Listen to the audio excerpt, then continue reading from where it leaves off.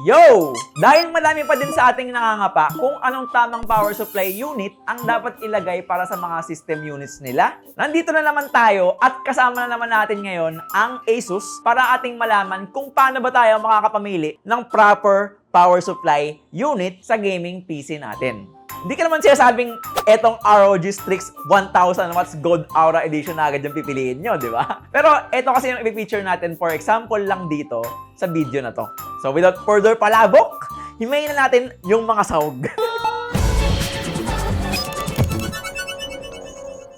Alam natin na ang PC ay binubuo ng madaming components gaya ng CPU, graphics card, RGB lights, fans, and so on. Bawat isa sa kanila ay may hinihingi na power at sa PSU lang nila ito makukuha.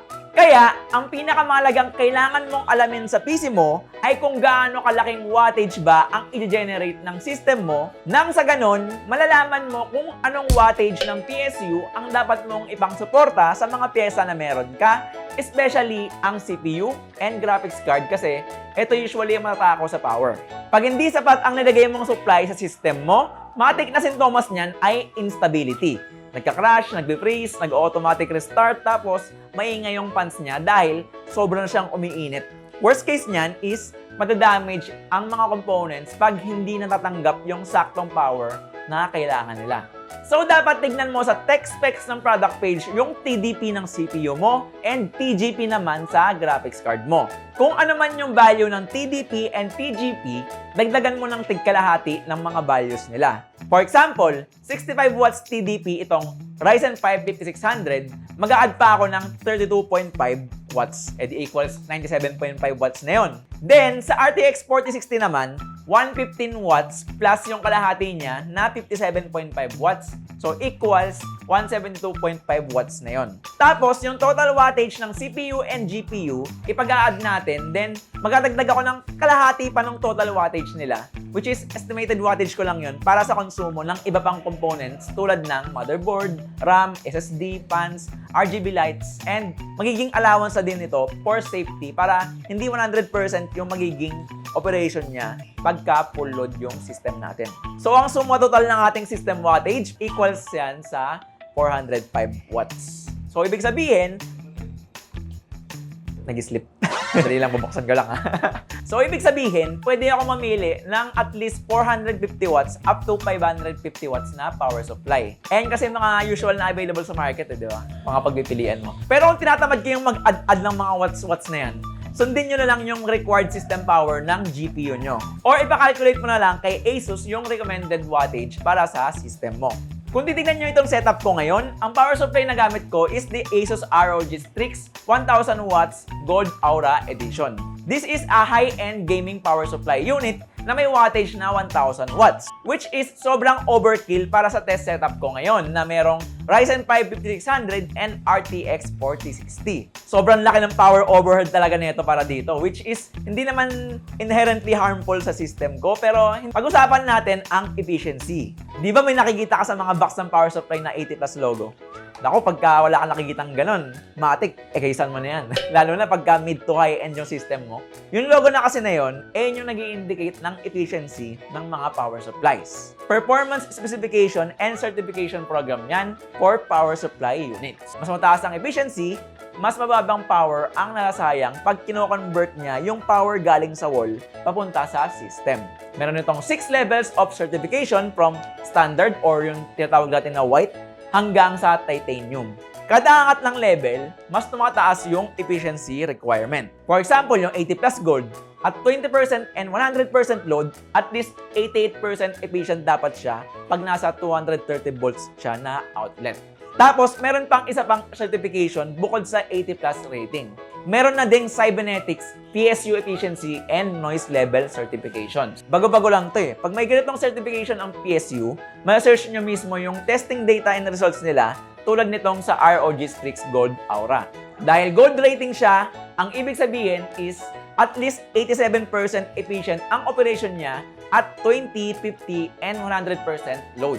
Good to know yun kasi tulad nitong setup ko, halos 20 to 30% lang ang operation nito sa PSU on average na yun. So, halos wala pa din siyang nasayang na kuryente. Then, yung Lambda A+ rating nitong ROG means sobrang baba ng noise level niya na less than 20 dBA lang pagka nasa 50% load siya. And if mahalaga sa inyo yung noise output, magandang pumili ng power supply unit na may 0 dB technology. Lilipad lang siya pagka lumagpas ng 60% yung load niya.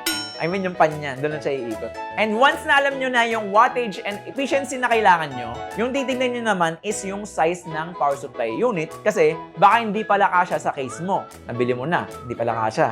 ATX yung pinaka-common na size ng PSU tulad nitong ROG Strix Gold Aura.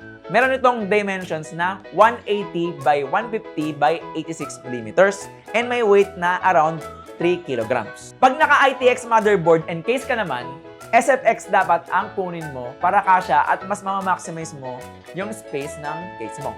Though, pag ITX para sa akin, mas okay na pumili ng PSU na may mataas na efficiency and mas malaking power headroom nang sa ganon, hindi mataas yung heat generation niya and also, mababa din ang noise level. Next, ang isa pang tinitignan sa power supply unit, pero palaging optional naman to, is its modularity. Masikip ba ang case mo? Gusto mo bang madalian sa assembly? Gusto mo malinis and organized tingnan yung cables mo? Eh di mag non-modular ka. Huwag mong subukan, mauubos ang oras mo. Kaya dapat fully modular ka para ilalagay mo lang yung kailangan mong cable. Pag nasa bandang high-end ka na, check mo din nga pala yung power connector ng GPU mo. Baka kasi ATX 3.0 power supply ang kailangan niyan. Ito kasi yung merong 12 BH power or 12 plus 4 pin power connector. Iba na kasi yun eh. Si Nvidia kasi makulit.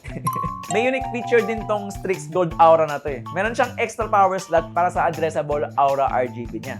Which is very rare sa power supply na merong RGB. Ito kasi makakontrol mo daw. Masisync mo siya, of course, using AuraSync sa Armoury Crate. But, kailangan ASUS AuraSync capable ang motherboard mo na may addressable Gen 2 header. In short, sa ASUS motherboard mo lang siya masisync. Okay, ano pa bang ibang features na kailangan meron ng PSU mo?